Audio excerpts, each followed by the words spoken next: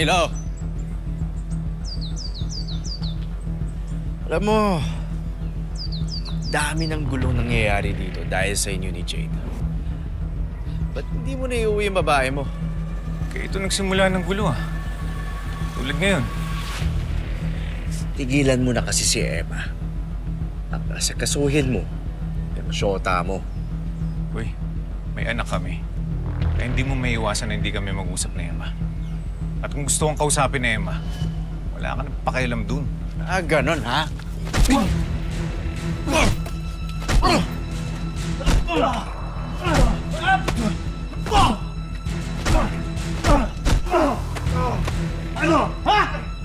Danilo, ano ba? Can you stop that? Ano ba nangyayari sa'yo?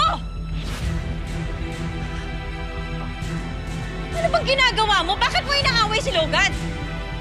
Dahil na naman ba kay Emma to? Bakit, ha? Nagsiselos ka ba? Nagsiselos? Hindi ako nagsiselos. Alam mo, walang pupuntahan tong usapan na to Mabuti pa mag-usap na lang tayo kapag hindi na mainit ang ulo natin dalawa. Danilo, sandali!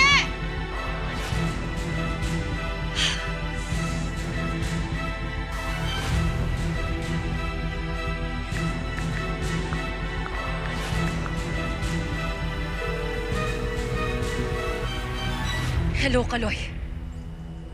Asa na yung taong pinapahanap ko sa'yo? Si Baldo! Andito na ba siya? Opo, ma'am. Kakatawag lang po niya. Nakikita ka na raw niya Kaya lang ayaw lumapit pa kami makakita. Papuntahin mo siya dito sa may likod ng resort, sa may malaking puno na may hagdan.